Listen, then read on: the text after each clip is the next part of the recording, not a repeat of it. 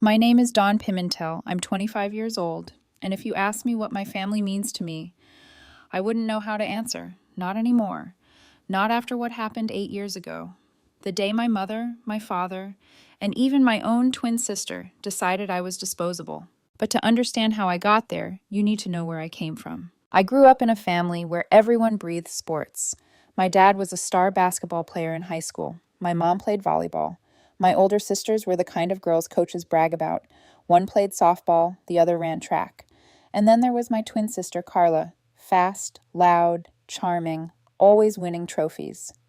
The golden child. And then there was me. I wasn't weak. I wasn't lazy. I just liked something different. Archery. Quiet, precise, controlled. The opposite of the chaos inside my home. To my family, archery wasn't a sport. It was a joke. They called it a wimpy hobby, a phase, a way for Dawn to avoid real competition. They never came to my tournaments unless I begged. Between ages 14 and 16, I competed in 20 different archery events. My parents showed up once. I wasn't neglected, not physically, but emotionally, I was a ghost drifting through my own house. And every time I tried to talk about it, they told me I was dramatic or begging for attention. But all of that, all the quiet resentment, the loneliness, none of that is why I was disowned. No, the real story started when I was 15. That's when I met Ryan. He sat next to me in history class, tapping his pencil on his notebook while pretending he wasn't staring at me. He was the first person to really ask about my archery medals, to actually hear my answers. By 6 months, we were inseparable. By 3 years, I was convinced he was the boy I'd marry. And I was stupidly proud of that. So when I introduced Ryan to my family, I prayed, just once, that they'd be proud of me too. They loved him immediately. My mom hugged him. My dad joked with him. Carla, well, she flirted. But Carla flirted with everyone, so I didn't think much of it. I should have. 3 years into the relationship, just after I turned 18, one of Carla's old friends messaged me. She said Ryan was cheating with someone close to me, someone who looked at me like a rival. I confronted Ryan. I expected denial, tears, explanations. Instead, he said one name, Carla, my twin, my other half, the person who grew up sleeping 3 feet away from me, sharing clothes with me, whispering secrets to me under blankets. She stole him, and she didn't even apologize. Ryan said, I cared about you, but what I felt for Carla, it was stronger. Something inside me snapped. I marched home and found Carla in the kitchen. She smirked, actually smirked, when she saw my face. Dawn, calm down. It's not my fault he chose me. I didn't scream. I didn't even think. My fist moved before my brain did. Years of being overshadowed, ignored, minimized. It all erupted. I hit her. She fell. My father yanked me away like I was some wild animal. My mom rushed to Carla, holding her like she was the only daughter she ever had. And then everything moved fast. They threatened to press charges. They said I was a danger. They said I attacked both my sister and my family unity. They didn't ask what happened. They didn't care why. They handed me an ultimatum. Leave peacefully, or they'd let the police handle it. So I left, not to a friend's house, not to a relative nearby. They sent me away to live with my estranged aunt, the one they hadn't spoken to in years, 2 hours from home. I remember looking out the car window, counting the streetlights as Dad drove me away, refusing to look at me. He didn't say goodbye. He didn't say he loved me. He didn't even slow the car down. The last thing he said before I got out was, You brought this on yourself. I don't remember what I said back, or if I said anything at all. My aunt hugged me at her doorway, surprised and confused. I told her I didn't want to talk about it. Not yet. Not when everything still felt like a wound actively bleeding. For the first week, I cried every night. For the next month, I tried to stop caring. And for the next 8 years, I built a life where none of them existed. At least, I thought I did. Because 8 years later, my phone lit up with a message from the last people I ever expected to hear from. My parents, inviting me, my husband, and our daughter, for Christmas. And they weren't the only ones. Both my older sisters sent friend requests. Carla, my twin, the one who stole my boyfriend, the one I hit, didn't message me, but she didn't need to. My whole past was suddenly knocking on my door. But the real twist, the real reason they reached out, I didn't know it yet, but when I found out, it made the betrayal 8 years ago look small. When I turned 18, I didn't think I'd ever rebuild myself. But life has a funny way of changing shape when you're forced to start over. Living with my aunt, Aunt Maricel, gave me a kind of quiet I'd never had before. She didn't ask me to perform, didn't expect perfection, didn't compare me to Carla even once. She just let me exist, breathe, heal. And in that stillness, I found space to grow.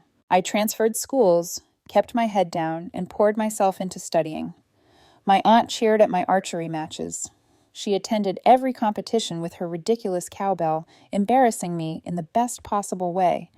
For the first time, I felt seen for something other than being the disappointment of the Pimentel family. After high school, I pushed myself even harder, got into a university in Miami, majoring in electrical engineering. It was hard, brutally hard at first, but every late-night study session felt like a step away from the girl who once begged her parents to show up. By graduation, I had job offers lined up. By 22, I was thriving. And somewhere along that journey, in a twist I never saw coming, Ryan found his way back into my life. We ran into each other at a tech conference. My heart dropped when I saw him, like muscle memory tugging at an old wound. He froze too, guilt flooding his face so quickly I almost felt bad for him. He apologized. Really apologized. Not excuses, not shifting blame, just pure remorse for the 17-year-old kid who made the worst mistake of his life. I didn't forgive him right away. It took time, long conversations, therapy, boundaries, rebuilding. But eventually, I let myself love him again. 2 years later, we got married. Now we live an hour from my aunt, in a small house with wide windows and a backyard where my daughter, Elena, learned to walk. We built a quiet life, gentle and unremarkable, exactly what I'd always wanted. Which brings me to last week. I had just finished putting Elena down for a nap when I opened Facebook to clear notifications. At the top of my inbox, message request from Mom and Dad. My breath caught. I didn't move for 5 whole seconds. Then another notification. Friend request. Lucia Pimentel, oldest sister. Friend request. Serena Pimentel, middle sister. My stomach twisted. My pulse started pounding in my ears. And then the message preview appeared. We want to reconnect for Christmas. We'd love for you, Ryan, and Elena to join us. My hands started shaking. It wasn't an apology, it wasn't remorse, it wasn't even personal. It was an invitation. 8 years of silence, 8 years of pretending I didn't exist. And they wanted Christmas? I showed Ryan the message. He stared at it for a long moment, jaw tightening. You don't owe them anything, he said quietly. If you decide to go, Elena and I will stay with my dad. You shouldn't face that kind of stress while you're pregnant. Pregnant. The word still felt fragile in the air, like it could shatter if we said it too loudly. But we never got to celebrate it. 2 days after Christmas, everything collapsed. I woke up with stabbing pain in my abdomen, the kind that steals your breath and folds your body in half. Ryan's sister rushed us to the hospital. The room spun, the white lights blurred, and the doctor's face, the one expression I will never forget, told me before the words did. I'd lost the baby. It took surgery, 2 more days in the hospital, and the hardest conversation I've ever had, telling Ryan what had happened. Grief changes the way time feels. Hours start dragging and collapsing at the same time. The world keeps turning, but you're suspended in this cold, heavy fog. My parents messaged again, asking if I'd made my holiday decision yet. I blocked them for a day, unblocked out of curiosity, blocked again. But grief has a strange way of making you search for answers you don't want. Something felt off about their sudden interest. I couldn't explain it, but I felt it crawling under my skin. So I started looking. I looked through my sister's social media. Their marriages, their kids, their jobs. Everyone was doing fine, thriving even. No struggle, no crisis that would suddenly make them need me. Then I called my aunt. Her voice was serious from the moment she answered. They didn't tell you, did they? She said. Tell me what? A pause, a long, cold pause. Why they're really reaching out. I felt my throat go dry. Then tell me. She sighed. A heavy, heartbreaking sigh that carried 8 years of secrets. Dawn, your parents didn't reach out because they miss you. They reached out because they're being forced to. My heartbeat stuttered. Forced by who? Another pause. Your grandfather. Silence stretched between us. What does Grandpa have to do with this? I whispered. And then she told me why my family had pretended I didn't exist for 8 years. Why they hadn't defended me when Carla destroyed my life.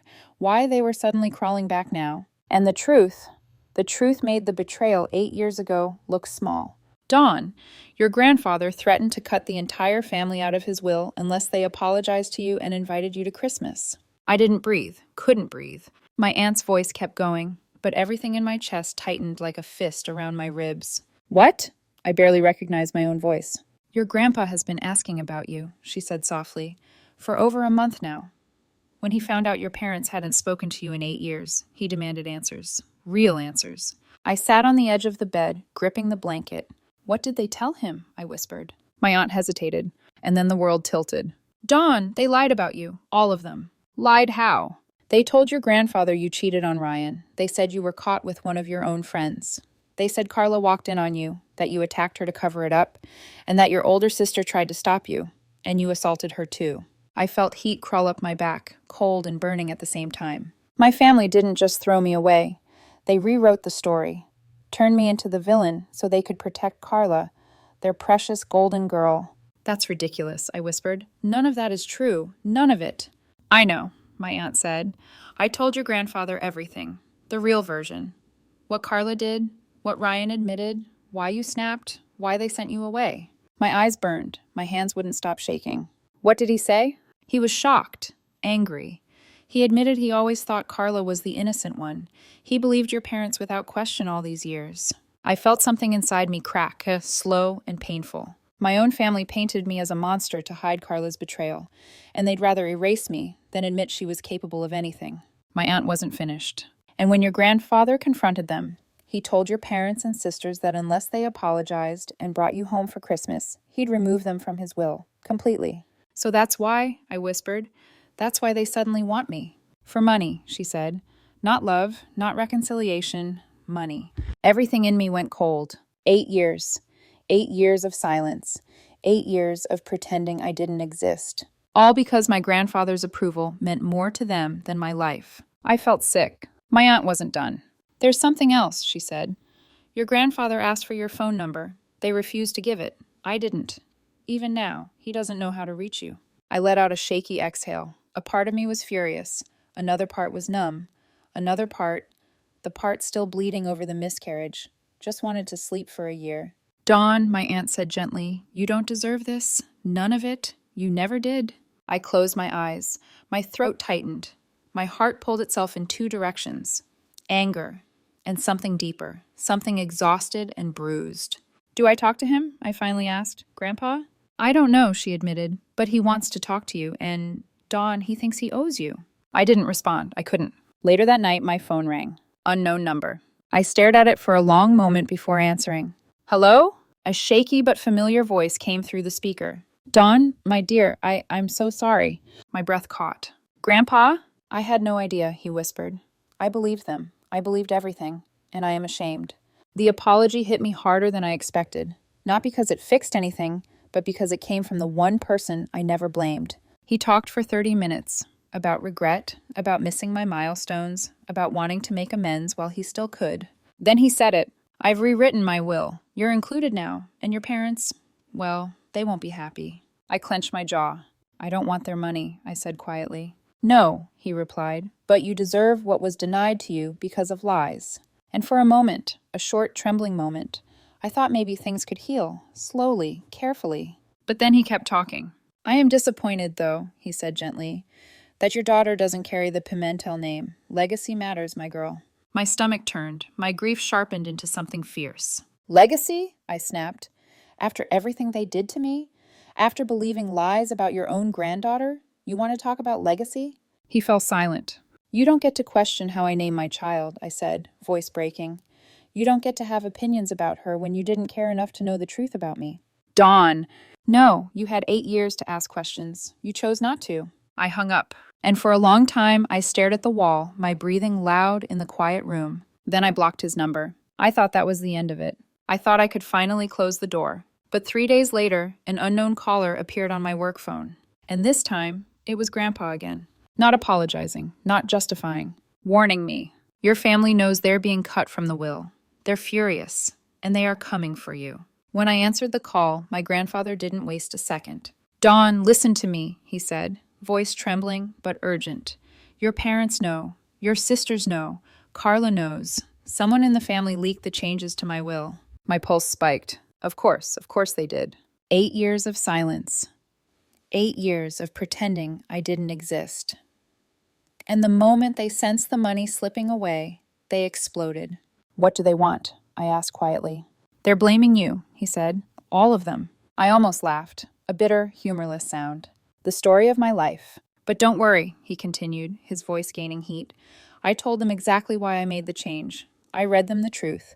I told them the lies they fed me about you were unforgivable. Then he added, they didn't take it well. Of course they didn't. Within 24 hours, my phone turned into a battlefield. Facebook inbox, 98 new messages. Missed calls, 17. Unknown numbers, 6. Most were from family I hadn't heard from in years. Cousins, uncles, aunts, people who never liked me, but suddenly remembered my existence. Ryan watched from across the room as my phone buzzed nonstop. Don't answer, he said softly. I didn't plan to. But I couldn't stop reading. Message from Lucia. Dawn, how could you do this to us? You manipulated Grandpa. You always wanted attention. Message from Serena. We're family. You owe us a conversation. Message from a cousin I barely remembered. Hey, cuz. Long time. Hope all's good. Anyway, I heard about Grandpa's will. Can we chat real quick? It only got worse. Message from Aunt Gloria. I always knew something was off about you. Poor Carla. After everything she sacrificed for you, this is how you repay her? Carla didn't message me. Of course she didn't. She never needed to. She had a whole army doing her dirty work. By that evening, I turned off all notifications, blocked numbers, blocked accounts, even logged out of social media.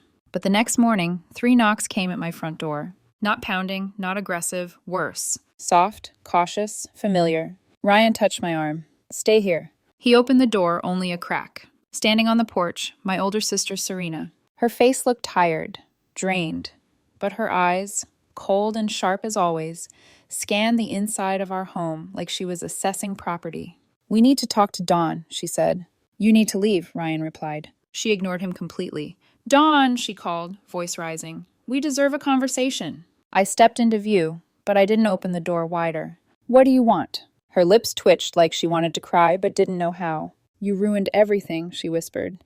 Do you understand that? Grandpa is cutting all of us out. Over you. I didn't do anything, I said calmly. You lied for 8 years. That doesn't justify this, Serena hissed.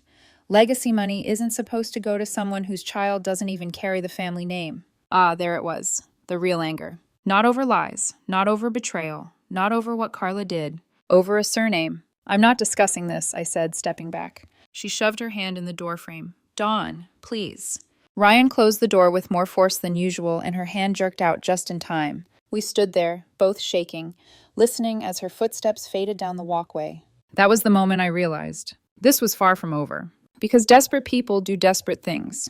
And it didn't take long for them to escalate. The lawsuit. The letter came 3 days later. Certified mail.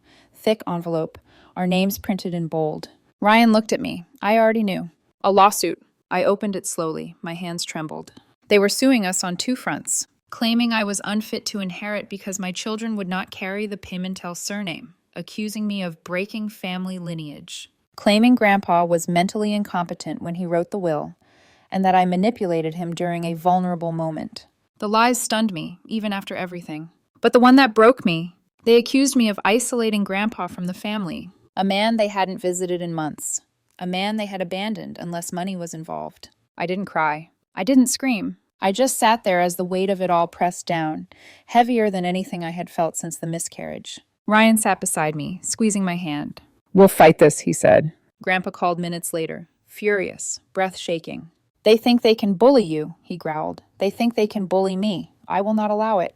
For the first time, my grandfather wasn't a passive figure in the family drama. He became a soldier. He hired a top lawyer, one known for dismantling inheritance disputes with surgical precision.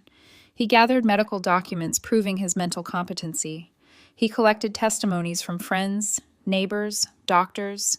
He refused to let my parents or sisters manipulate the legal system. Court hearings were tense, cold rooms filled with expensive suits and thicker lies.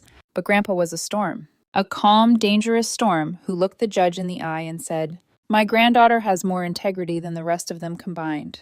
The case was a landslide victory. The judge dismissed their claims instantly, called their arguments baseless and malicious.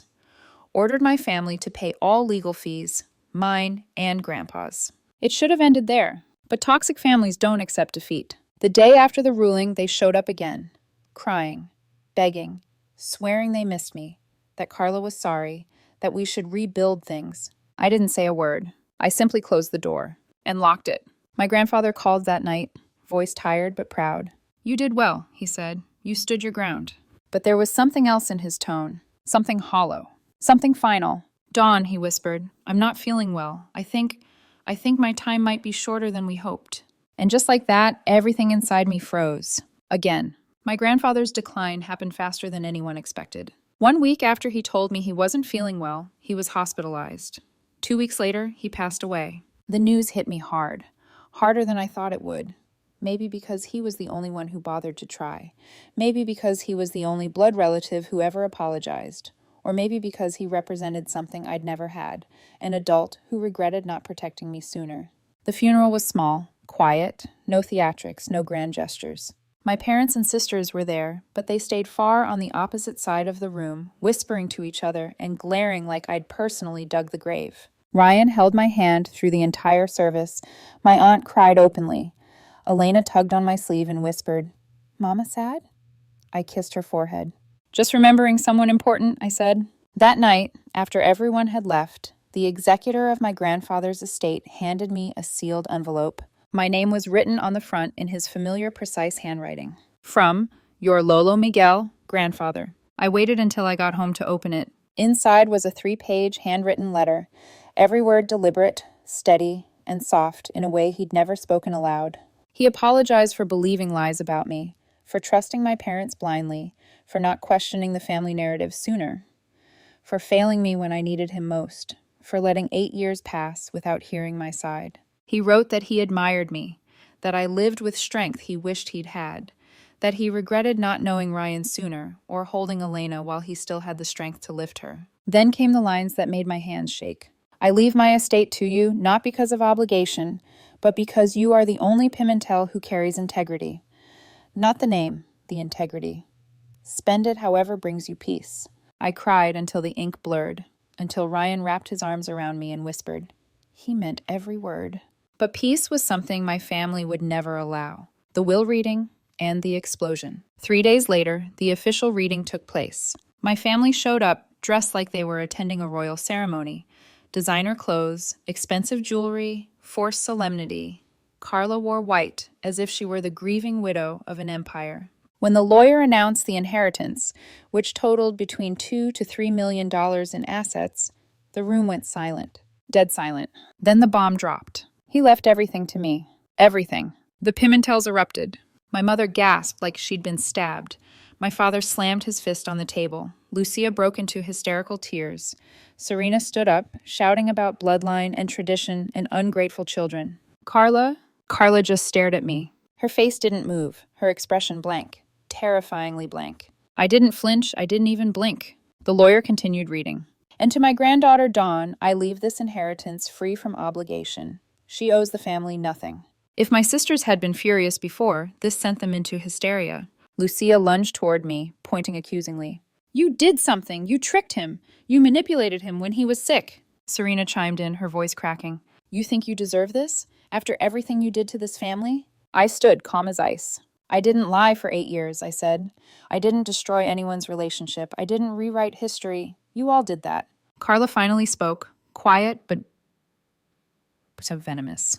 "You should have stayed gone." Ryan stepped in front of me. "She did," he said calmly. "You're the ones who dragged her back." That shut them up for a moment. The next wave of greed. After the will reading, my phone exploded again. This time it wasn't anger. It was begging. Desperate, humiliating begging. Message from Lucia. "We're losing the house. Can you lend us something? Just a little? Please, don't punish the kids." Message from Serena. "My husband lost his job. We're drowning. Dawn, I'm your sister." Message from Carla. "We need to talk, privately. It's important." I didn't respond to any of them. Not one. Because grief and money are mirrors. They show people exactly who they really are. My family had shown me who they were too many times. Legal protection. Given everything that happened with the previous lawsuit, Ryan and I consulted our lawyer immediately. He told us, Keep records of every message. Don't reply. Prepare for potential challenges. Expect manipulation, guilt, and emotional ambushes. But most importantly, your grandfather's will is airtight. They can't touch it. For the first time in months, I felt myself exhale fully. What we did with the inheritance. Ryan and I sat down for hours talking about what felt right. We decided a trust fund for Elena, a savings fund for future kids, paying off our house, helping my aunt retire, donating a portion to a foundation supporting kids estranged from toxic families. My grandfather wanted peace for me.